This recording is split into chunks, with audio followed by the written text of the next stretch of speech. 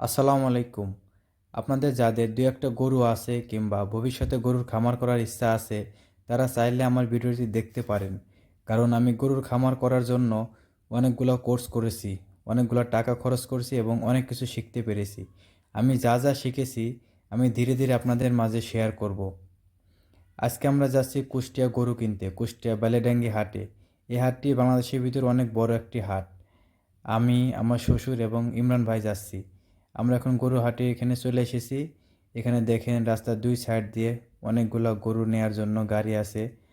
আর এটি হচ্ছে গরু হাটে যাওয়ার পথ। এখান থেকে অল্প কিছুক্ষণ গেলেই গরু হাট পাওয়া যায়। এখন সকাল 10টা থেকে 10:30 বাজে। এখন বেশি গরু আসে নাই। আপনার 12টা থেকে 1টার ভিতরে পুরাটাই গরু এসে ভরে যায়। শুধু গরু আর গরু। আর এখানে আপনার ষাঁড় গরুর জন্য আলাদা জায়গা, গাভী গরুর জন্য আলাদা জায়গা এবং বাছুর গরুর জন্য আলাদা জায়গা। আর এখন এই যে বিকাল হয়ে গেছে, মানুষ গরু কিনে ট্রাক ভরে নিয়ে চলে যাচ্ছে। আর আজকে প্রচুর রোদ। আমি কিছুক্ষণ হাঁটাহাঁটি করার পরে আমি ক্লান্ত হয়ে গেছি।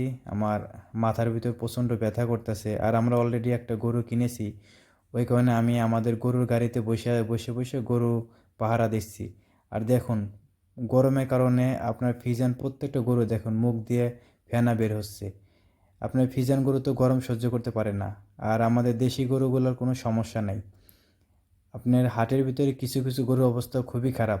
আপনার জিভা বের হয়ে গেছে, শুয়ে পড়ছে, গায়ে পানি দিচ্ছে, মানে খুবই ভয়াবহ অবস্থা।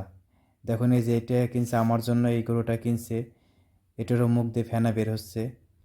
আর এই গরুটা কিনছে হচ্ছে হলো 1,36,500 টাকা দিয়ে। আর এখন যে গরুটা উঠানো হচ্ছে গাড়িতে, এটা আমার শ্বশুর কিনছে।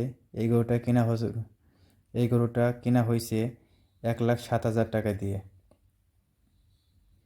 আর আমাদের সাথে আরও দুজন লোক গেছিল। তার ভিতরে একজনে যে এখন এই গরুটা কিনছে, লাল গরুটা এখন ওঠানো হবে গাড়িতে আর কি।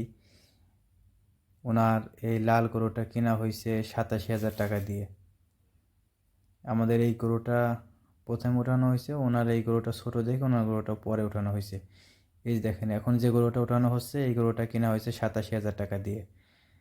আর আরেকজন আছে, উনি একটা গরু কিনছে, ওইটা আরও ছোট, ওই গরুটা কিনা হয়েছে 52,000 টাকা দিয়ে। আসলে বড় গরুর চাইতে ছোট গরুর দাম তুলনামূলকভাবে বেশি, ছোট গরুর দাম। আর যে লোকটা 52,000 টাকা দিয়ে গরু কিনছে, ওই গরুটার মাংস হবে মনে হয় 1 মণও হবে না।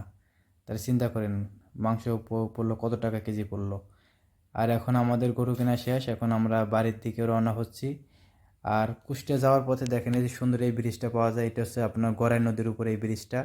আর এর সাইডে ওই যে এটা দেখতে পাচ্ছেন, এখান দিয়ে আছে, এটা হলো রেল সেতু আর কি, এর উপর দিয়ে আর কি ট্রেন চলে। তো আপনারা সবাই ভালো থাকবেন, পরবর্তীতে